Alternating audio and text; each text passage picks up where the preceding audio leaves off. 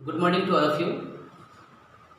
Last class हम लोगों ने लेक्चर नंबर 4 कंप्लीट किया था, जिसमें मैंने आप लोग को बताया था मोलारिटी के बारे में, जिसका फार्मूला यहाँ पर मैंने लिखा हुआ है, जिसको हम लोग कल डिस्कस किए थे, है ना। वीडियो शुरू करने से पहले आप सबसे रिक्वेस्ट कि वीडियो को लाइक करें, शेयर करें एंड सब्सक्राइब करें। कुछ भी प्रॉब्लम अगर डाउट है तो कमेंट सेक्शन में ज़रूर लिखें। तो चलिए, आज का हमारा टॉपिक है मोलालिटी, जिसे हम कहते हैं मोलरता। तो आइए देखते हैं मोलरता क्या चीज होता है या मोलालिटी हम किसे कहते हैं। तो ध्यान से देखिएगा, है ना। जैसे मोलरता या मोलालिटी जो है नंबर ऑफ मोल था, है ना, वैसे ही मोलालिटी भी नंबर ऑफ मोल्स ही है ना। ये भी number of moles of solute है। तो हम देखते हैं, देखो, है ना, number of moles of solute, है ना। ये भी क्या था, number of moles of solute ही था, है ना। और ये भी क्या है, number of moles of solute, है ना। ठीक है, ये था number of moles of solute इन पर लीटर वॉल्यूम ऑफ सॉल्यूशन, है ना। अगर इसका अपन डेफिनेशन देखें, मोलारिटी का डेफिनेशन क्या था, है ना। मोलारिटी था आपका नंबर ऑफ मोल्स, है ना, number of moles of solute. ये भी number of moles of solute था, है ना, number of moles of solute इन पर लीटर वॉल्यूम ऑफ सॉल्यूशन। ठीक है, तो यहां पर देखो डिफरेंसेस आपको क्या मिलेंगे, है ना। जब दोनों ही number of moles of solute है तो डिफरेंस क्या है, तो ये है नंबर ऑफ, है ना, number of moles of solute इन पर केजी, इन पर केजी सॉल्वेंट, या फिर ये हो जाएगा पर केजी वेट ऑफ सॉल्वेंट, है ना। ठीक है, मतलब विलेय के मोलों की संख्या, है ना। ठीक है, पर केजी सॉल्वेंट में, है ना, 1 किलोग्राम सॉल्वेंट में 1 किलोग्राम विलायक में विलेय की जितनी मोलों की संख्या घुली होगी उसको अपन कहते हैं क्या, मोलरता। तो इस तरह से मोलरता की परिभाषा क्या हो जाएगा, 1000 ग्राम विलायक में, है ना, घुले हुए विलेय की मोलों की संख्या, या 1 किलोग्राम विलायक में घुले हुए विलेय पदार्थ के मोलों की संख्या को उस विलयन की मोलरता कही जाती है। देखिए दोनों डिफरेंस क्या है, यहाँ पर 1 लीटर विलयन में घुले हुए विलेय पदार्थ के मोलों की संख्या, यहाँ पर 1 किलो विलयन में, 1 किलो विलायक में, है ना, घुले हुए विलेय पदार्थ के मोलों की संख्या को उस विलयन की मोलरता कही जाती है। दोनों में डिफरेंस, यहाँ पर विलयन का आयतन लिया गया है लीटर में, यहाँ पर विलायक का वेट लिया गया है, विलायक का द्रव्यमान लिया गया है, वो भी किलोग्राम में, या फिर ग्राम में बोलोगे तो 1000 ग्राम में। तो इस तरह से इसका अब हम फॉर्मूला देखेंगे, है ना। पहली बात तो ये जान लो कि इसको डिनोट हम करते हैं किससे, स्मॉल m से।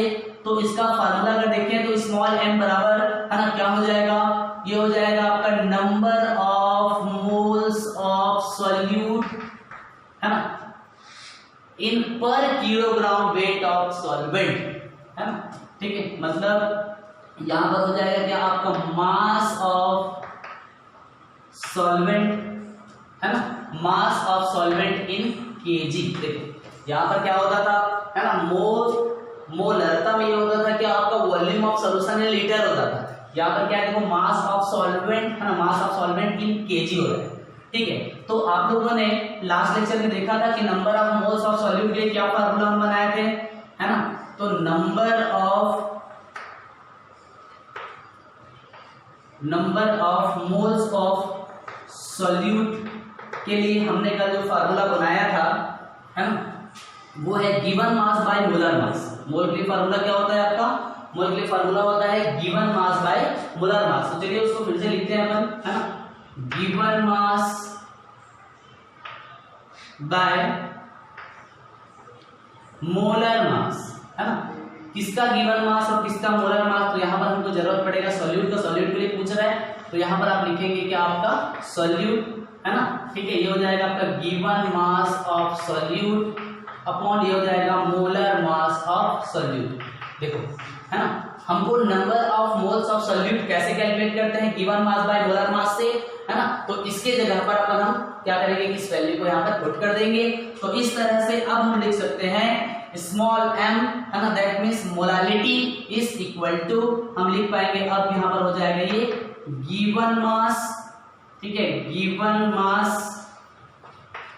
है ना, given mass of solute upon ये हो जाएगा मोलर मास ऑफ सॉल्यूट, पूरे का अपॉन, क्योंकि हम इसकी वैल्यू पुट कर रहे थे, इसकी वैल्यू ये था, इसको लाके यहाँ पर रख दिया, तो नीचे वाला तो रहेगा ही, है ना।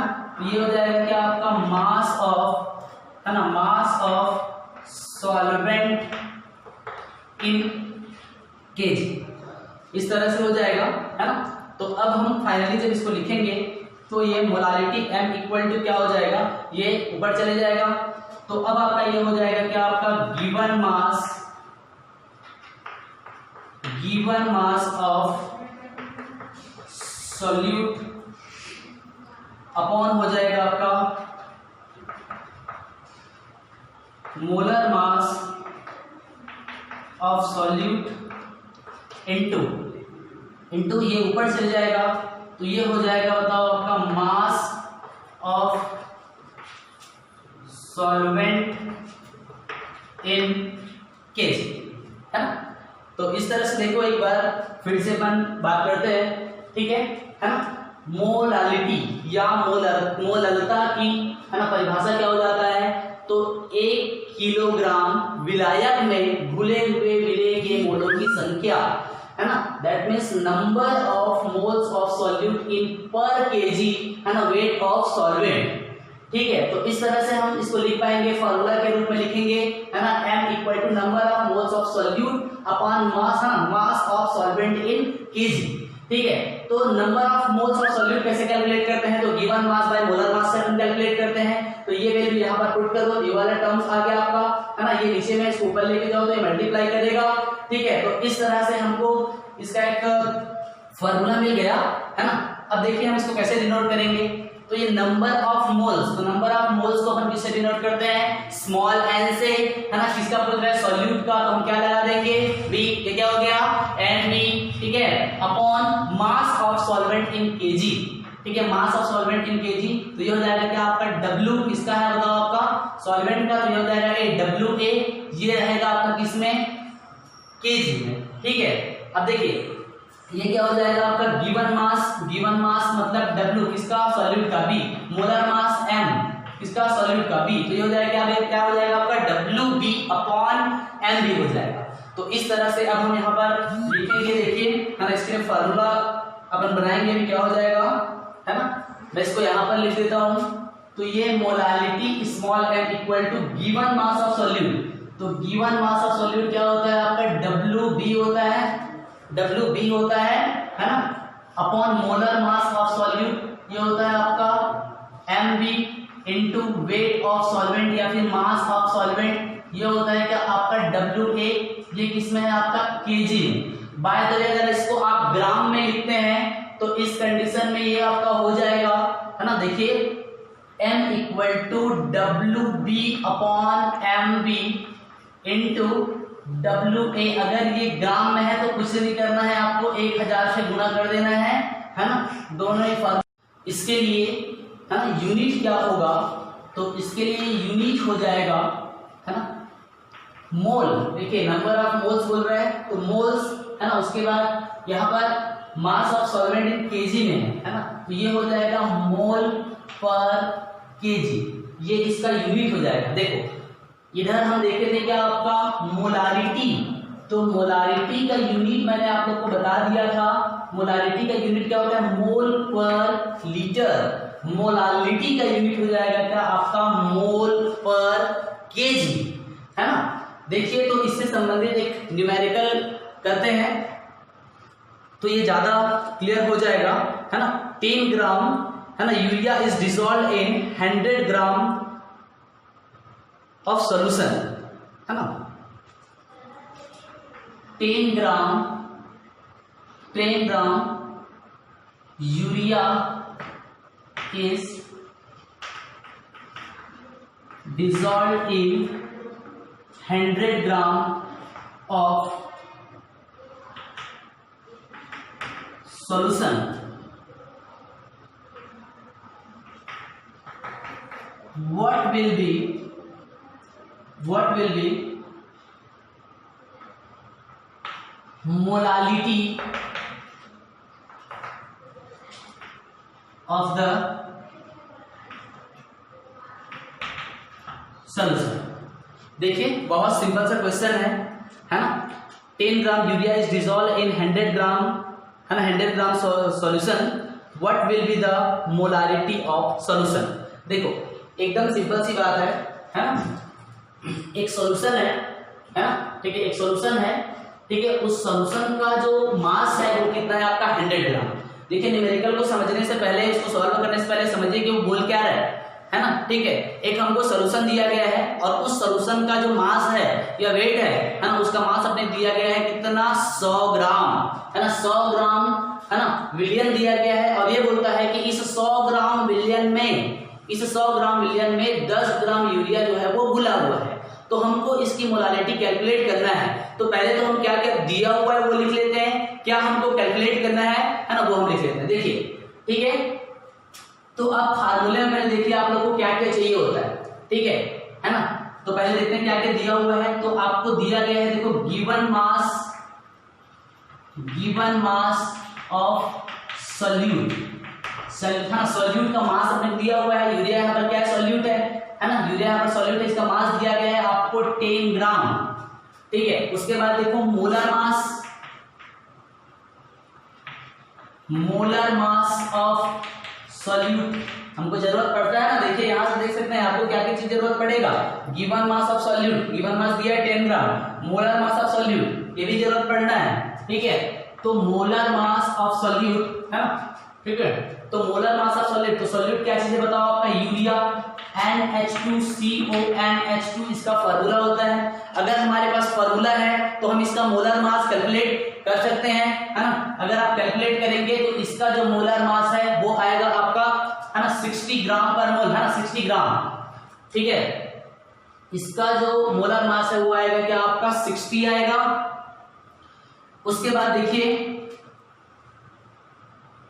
आगे जो दिया हुआ है वो है अपने को क्या चीज जरूरत पड़ेगा, और मास ऑफ सॉल्वेंट,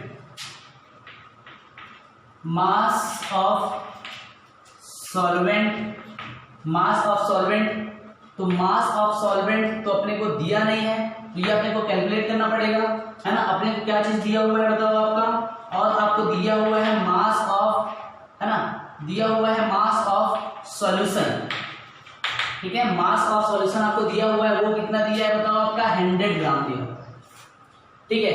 तो अपने को देखिए किसी भी विलयन में विलेय और विलायक के भार को यदि आप मिलाओगे तभी तो कुल विलयन का भार होगा वो। तो इस तरह से आप मास ऑफ सॉल्वेंट कैलकुलेट कर सकते हो, है ना। कैसे कैलकुलेट करोगे, कुल विलयन के भार में से, है ना, विलेय के भार को क्या कर दो, घटा दो, तो ये आपका आएगा कितना 90 ग्राम आएगा, है ना। ये टोटल आपका 90 ग्राम आएगा। मतलब अब आपको सब चीज मिल गया। आप डायरेक्ट क्या करो, फॉर्मूले में वैल्यू पुट करो, है ना। Molarity small m equal to given mass दिया हुआ है 10 ग्राम अपॉन मोलर मास दिया हुआ है कितना आपका 60 दिया हुआ है ना। मोलर मास दिया हुआ है 60 इनटू ये आपका, है ना, मास ऑफ सॉल्वेंट दिया हुआ है कितना 90 ग्राम आपने अभी निकाला है। अब देखिए चूंकि ये ग्राम में है तो आपको ऊपर क्या करना पड़ेगा, 1000 से मल्टीप्लाई करना पड़ेगा। देख लीजिए जो जो कट रहा है उसको आप काट दीजिए फटाफट से, है ना, ठीक है। तो क्या होगा देखो, है ना, ये जीरो कैंसिल, ये जीरो से ये जीरो कैंसिल। अब बचता क्या है, तो यहां पर देखो क्या बच गया आपका, है ना। तो ये हो जाएगा 10 ग्राम, यहां पर 100 हो जाएगा, ठीक है। उसके बाद, है ना, 9 6 का 54 होगा, है ना, 9 6 का 54 होगा। अब देखो क्या करोगे, है ना, इसको आप सॉल्व करोगे, तो इसको सॉल्व करोगे तो ये वैल्यू आएगा आपका 1.85, है ना, क्या 1.85 मोलर। और जहां पर मोलर आ गया मतलब इसको आप लिख सकते हो 1.85। मोलालिटी की यूनिट क्या होती है बताओ आपका, मोल पर केजी। तो ये हो जाएगा क्या आपका, मोल पर केजी। ठीक है, तो इस तरह से देखो एक बार इस न्यूमेरिकल को मैं फिर से बता रहा हूं, ध्यान से सुनिएगा, है ना। तो मोलालिटी आपको, मोलालिटी जो है ज्यादा अच्छे से क्लियर होगा, है ना। तो मोलालिटी क्लियर हो जाएगी, इससे बहुत सिंपल है, ज्यादा कोई खास कंसेप्ट नहीं है। अगर आपको मोलालिटी क्लियर है तो मोलालिटी भी क्लियर हो जाएगी। वहां पर क्या था, डिसॉल्व इन पर लीटर ऑफ सॉल्यूशन था, यहाँ पर है ना, यहाँ पर है डिसॉल्व इन, है ना, डिसॉल्व इन पर केजी ऑफ सॉल्वेंट है ना। मतलब 1 किलोग्राम विलायक में घुले हुए विलेय पदार्थ के मोलों की संख्या हमको बताना होता है। तो एक क्वेश्चन दिया हुआ है देखो, 10 gram urea is dissolve in 100 gram of solution, है ना। मतलब ये बोल रहा है कि 100 ग्राम विलायक में 10 ग्राम यूरिया घुला हुआ है, तो उस विलयन की मोललता ज्ञात हमको करना है। तो इनको क्या क्या दिया है, तो गिवन मास ऑफ सॉल्यूट दिया है 10 ग्राम, मोलर मास ऑफ सॉल्यूट हम कैलकुलेट कर सकते हैं, यूरिया का कितना होगा आपका 60 होगा। ठीक है, उसके बाद मास ऑफ सॉल्वेंट अपने को दिया है तो मालूम करना है, कैसे मालूम करेंगे। अब चूंकि मास ऑफ सॉल्यूशन आपको पता है, तो जब मास ऑफ सॉल्यूशन पता है, मास ऑफ सॉल्यूट पता है, तो मास ऑफ सॉल्वेंट निकालना कोई बहुत बड़ी बात नहीं है। आप सॉल्यूशन, है ना, सॉल्यूशन के मास से, सॉल्यूशन के वेट से आप सॉल्यूट के मास को क्या कर दो, है ना, माइनस कर दो, तो आपको वैल्यू आएगी 90 ग्राम। ये जो 90 ग्राम है यही आपका वेट ऑफ क्या हो जाएगा, आपका मास ऑफ सॉल्वेंट हो जाएगा, जिसको आप इस फॉर्मूले में पूरा पुट कर दीजिए, है ना। गिवन मास है 10, ठीक है, मोलर मास है 60, है ना। ठीक है, मास ऑफ सॉल्वेंट है कितना आपका 90, ठीक है, क्योंकि ये ग्राम में दिया है इस कारण से आपको ऊपर में 1000 से मल्टीप्लाई करना पड़ेगा। सॉल्व करोगे तो आपका ये आंसर आएगा 1.85 मोलर, है ना, मतलब मोल पर केजी, है ना। और देखते हैं कि ये टर्म्स टेम्परेचर डिपेंडेंट है या फिर इंडिपेंडेंट, है ना। इस न्यूमेरिकल के बाद हम ये देखते हैं कि टेम्परेचर डिपेंडेंट है या फिर इंडिपेंडेंट है। देखिए, तो पहला हम देखते हैं मोलारिटी जो है टेम्परेचर डिपेंडेंट है या फिर इंडिपेंडेंट है। देखिए, मोलारिटी टर्म्स में वॉल्यूम आ रहा है ना, वॉल्यूम आ रहा है, आयतन आ रहा है, मतलब जाहिर सी बात है ना, ये टेम्परेचर डिपेंडेंट टर्म्स होगा। और यहाँ पर इसके फॉर्मूले में देखिए कहीं पर भी वॉल्यूम जैसा कोई चीज नहीं आ रहा है, इसका मतलब ये आपका टेम्परेचर इंडिपेंडेंट होगा, है ना। तो ध्यान से समझिएगा, मोलालिटी इज टेम्परेचर इंडिपेंडेंट और मोलारिटी इज टेम्परेचर डिपेंडेंट, है ना। ओके, थैंक यू, है ना। ये वीडियो अगर आपको पसंद आया होगा तो लाइक करें, सब्सक्राइब करें एंड शेयर करें। Thank you. स्टॉप। हाँ, बिल्कुल।